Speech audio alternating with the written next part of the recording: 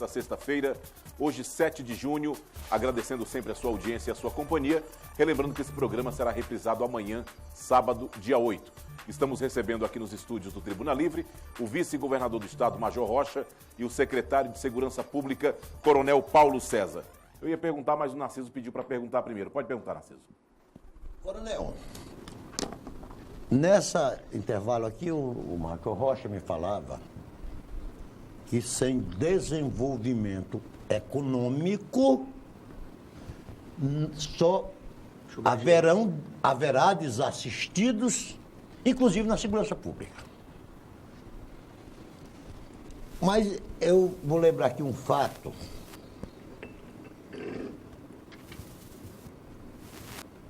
Que entre a década de 1930 a 1980...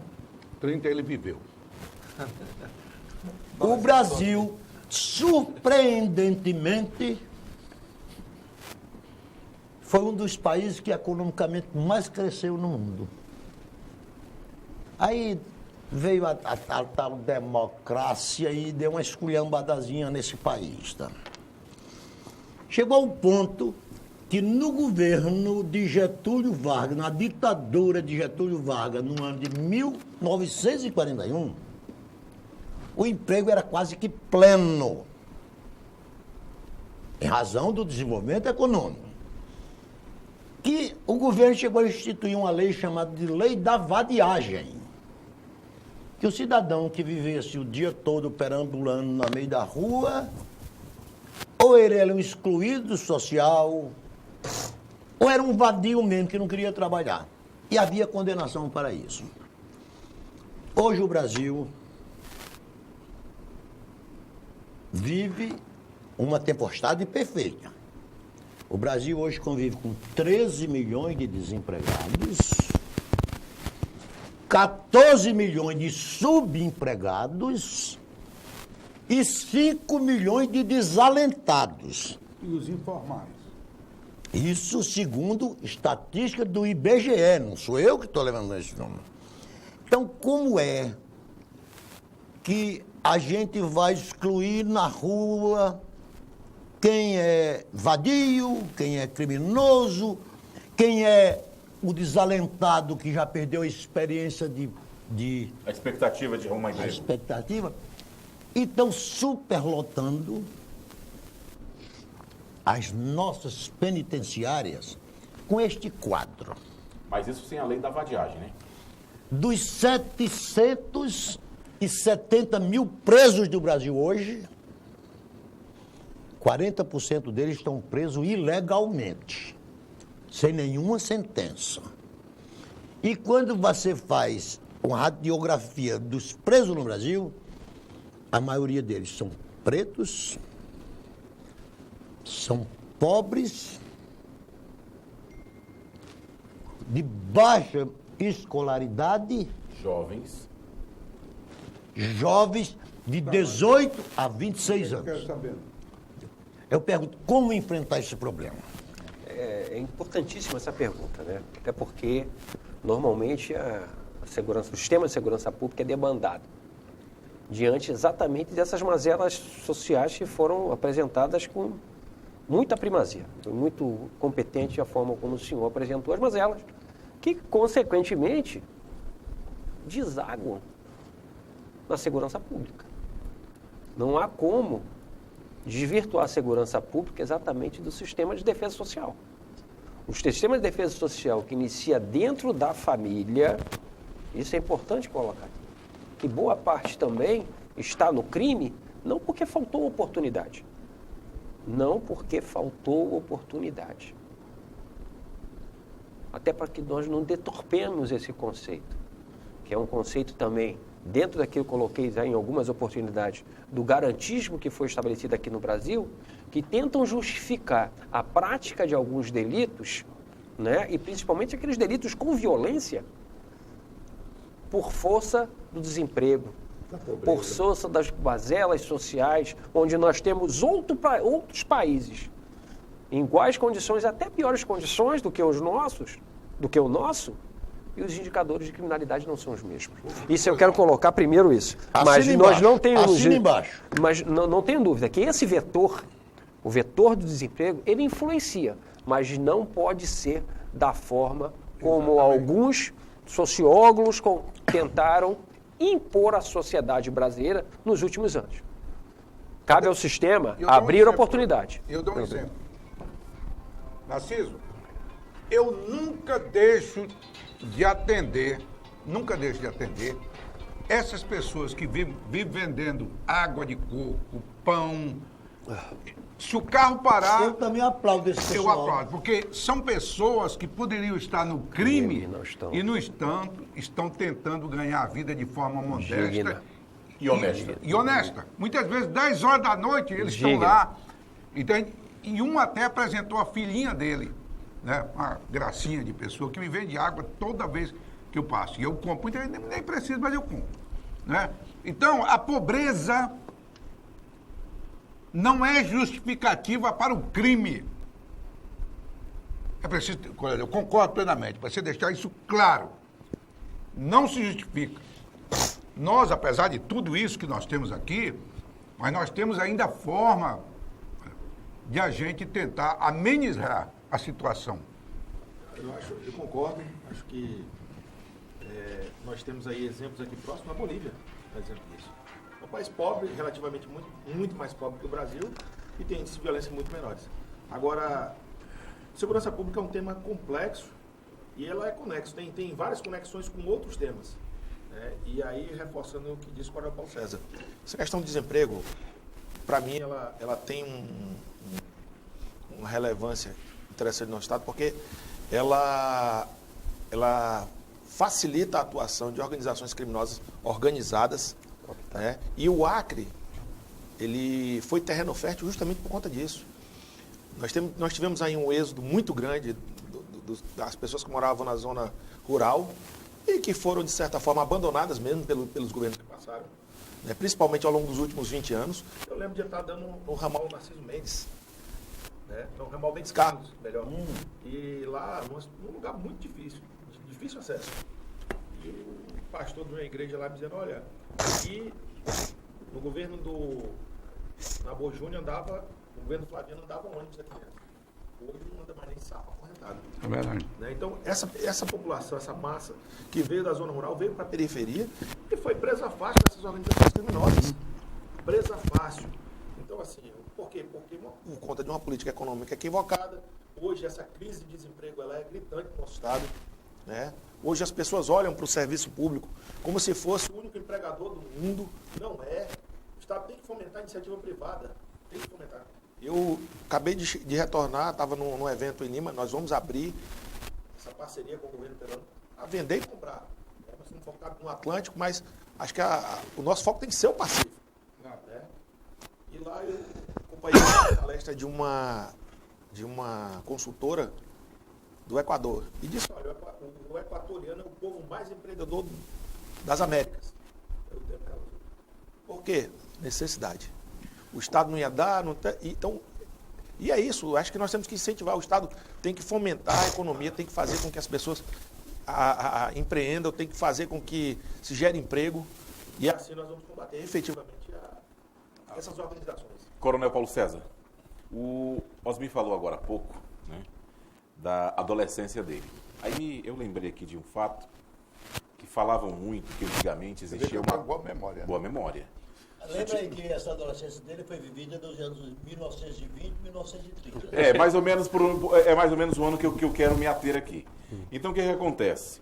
Nesses meados aí de 1930, como diz o Narciso, ou até mais para cá um pouco, existia uma chamada toque de recolher, que segundo as pessoas, os mais antigos, era dado pela polícia. Até tal hora não tinha mais ninguém na rua, principalmente adolescentes, tinham que ir para casa.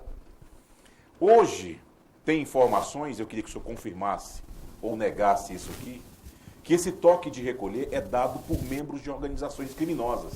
E mais do que isso, eles decidem quem estuda naquela escola do bairro, Eles decidem quem pode permanecer no bairro. Existe isso mesmo? É por isso que eu tenho colocado aqui desde o início, a polícia está se fazendo presente exatamente nesses ambientes. Então existe. Existia, e nós estamos combatendo exatamente esse tipo de prática. Existia. Veja só. Vamos falar de alguns princípios. Uma das características do Estado é o monopólio do uso da força. Ponto. A partir do momento que o Estado abre mão desse monopólio... E só ele pode deter esse monopólio. Exatamente. Ele abre mão desse monopólio, você oportuniza o surgimento de organizações que passam a suprir o Estado, a cumprir o papel do Estado. E é por isso que a polícia hoje se faz presente nesses espaços. Por isso que vocês estão vendo aí, a sociedade tem visto, que a polícia tem demandado, sim, largo efetivo, largos recursos para determinados espaços da nossa sociedade, para determinados bairros da nossa sociedade. Porque ali enxergamos que são os locais onde o Estado está presente, se faz ausente. E não se faz ausente só em segurança pública, não. Se faz ausente em todos os serviços que devem ser levados à sociedade. No futuro próximo, não vou anunciar aqui, mas o Estado vai estar lançando um programa destinado a esse fim, de intervenção em todos os aspectos, com todos os seus serviços, porque é necessário para retomar a ordem, e volto a repetir, o monopólio do uso da força nesses espaços. Governador, foi dito aqui que nós tínhamos, no passado, 4.000 policiais. Hoje teríamos em torno de 3.200. O governo do Estado está convocando, chamando os policiais, quer militares, quer civis, que foram aprovados em concurso público recentemente. Sim, nós já estamos aí em processo já de formação, né?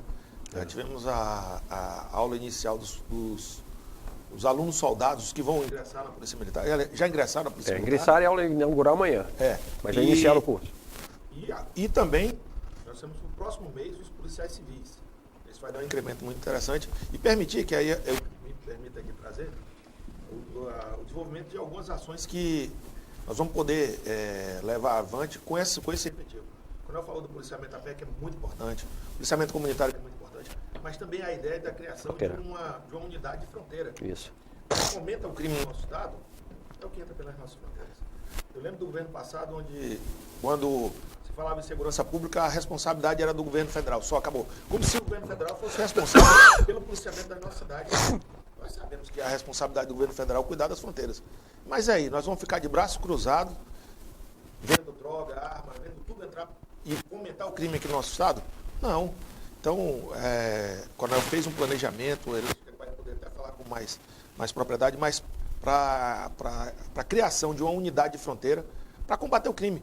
E mais, vai combater o crime não só nas fronteiras, mas na zona rural, nos ribeirinhos, nas comunidades ribeirinhas, onde hoje nós temos um fenômeno lá do tal dos piratas. Que lá em Cruzeiro do Sul diz que os caras estão abordando as embarcações. Dentro da água, nos dentro da rios. água. Então nós vamos fazer um combate efetivo. Agora nós precisamos desse suporte, o governador tem garantido esse suporte. Ô, Coronel, eu queria que o senhor atentasse para o questionamento que eu vou fazer aqui. Foi um colega seu, o atual governador do Rio Grande do Sul, um jovem com 33 anos de idade, entusiasta. Ele... Colega da Câmara Federal? Não, ele foi prefeito de Pelotas. Foi prefeito de Pelotas. Um jovem de 33 anos, simpático, fala bem. E entre as carências fiscais que os estados todos estão vivendo, o Rio Grande do Sul é a terceiro maior estado importante do Brasil, mas está entre os 3 que estão em pior situação fiscal do país. Ele me falou sobre, aí vem a questão sobre a segurança. Ele disse que o efetivo da Polícia Militar do Rio Grande do Sul já chegou a ser de 60 mil pessoas, 60 mil integrantes. 30 mil desses ao longo dos últimos anos foram para a reserva. Resta apenas 30 mil. Durante esse período, 30 mil policiais. Não, vou já lhe responder também. 30 mil para fazer um serviço que era para ser operado por 60 mil. Então, logicamente, para restabelecer o status quo, teria que contratar mais 30 mil. Aí a situação fiscal, a lei de responsabilidade fiscal não permite a contratação desse novo pessoal. Eu pergunto, o Acre está nessa situação ou está longe disso? O Acre está nessa situação, nós temos uma dificuldade muito grande, mas o governo fez esse esforço, né, por considerar a segurança uma área prioritária, mesmo com a recomendação da equipe econômica do Estado de não se fazer a contratação nesse momento. O governador, ele contrariou a equipe econômica e fez a contratação desses 500 policiais. E há um esforço de chamar mais gente, chamar mais policiais. Agora, Narciso, é importante também que se diga que nesses momentos de dificuldade de efetivo, nós temos que lançar a mão de outros instrumentos. E aí, nós temos aí, já em funcionamento, o cerco eletrônico, que é uma coisa fantástica, que permitiu a recuperação de dezenas e dezenas de veículos roubados, né? Nós temos que suprir essa nossa carência de efetivo. Lógico, com efetivo, sim, é importante repor, mas nesse momento nós temos que lançar mão de outros instrumentos, tecnologia e outros equipamentos que vão ajudar a potencializar esses policiais que nós temos. Acho que o Coronel pode até falar melhor desses equipamentos do que está para ser investido agora. Nós estamos levando para o policial na ponta, da execução, toda a capacidade de buscar informações. Todas as capacidades, todas as ferramentas para ele buscar informações que possam garantir um cumprimento das suas atividades com mais qualidade. E isso, por si só, isso multiplica a capacidade de resposta do policial. Além disso, a integração das polícias, né, que foi foi um dos erros, eu não gosto de falar nessa fala de olhar no retrovisor, mas foi um dos erros cometidos pela gestão passada, de ter afastado as polícias em razão de algumas práticas, né, ela compromete também a atuação. Nós tivemos um episódio recente, eu acho que a sociedade acompanhou, no bairro Taquari, onde um homicídio onde a autoria, a princípio, dificilmente seria alcançada, e a simples integração das polícias, através da atividade de inteligência, permitiu identificar o autor em 7 horas. Isso é fruto da integração. Com a sociedade? Não. Da sociedade? Só as organizações policiais, o Ministério Público, integrado através de uma rede que foi montada agora, foi possível, através de algumas condicionantes, identificar a autoria em 7 horas e realizar a prisão numa parceria com o Judiciário e também com o Ministério Público em 48 horas. Agora, então, assim... Antes de você falar, nós temos um problema sério no país. Que esperamos que o governo Bolsonaro cumpra. O ministro da Economia, Paulo Guedes, tem dito insistentemente que após a reforma da Previdência, a próxima reforma urgente é o Pacto Federativo. Enquanto nós não fizermos do Pacto Federativo, é difícil, por mais boa vontade que tenham os dirigentes, de resolver essa situação. Os quadros do governo Bolsonaro. Sim. Paulo Guedes. Agora, só para complementar, o Coronel Paulo César falou muito dessa situação, mas eu queria fazer também, trazer um pouco do que nós recebemos. É difícil fazer policiamento, difícil trabalhar num policiamento ostensivo, nas nossas polícias, sem condições, sem estrutura. E nem banco de dados para pesquisar. O policial abordava alguém na rua e não sabia se era um foragido, se tinha crime, porque banco de dados nós não tínhamos. O policial ia trabalhar nas ruas comprando rádios na Bolívia, porque não tinha comunicação. Esses dias eu estava lá, nós fomos fazer uma entrega de rádio, o Coronel Paulo César estava falando, olha, esse rádio aqui é um rádio que tem uma tecnologia tal, e permite eu falar daqui de Rio Branco com a Assis Brasil, com a qualidade perfeita. Eu fiquei com vontade de jogar meu telefone da Vivo fora. Porque isso é o que nós estamos trazendo para a polícia. Né? Nós estamos trazendo para dar condições para suprir essa carência de efetivo. Né? Mas o cenário que nós encontramos na segurança pública é um cenário de caos. Nosso tempo está estourado.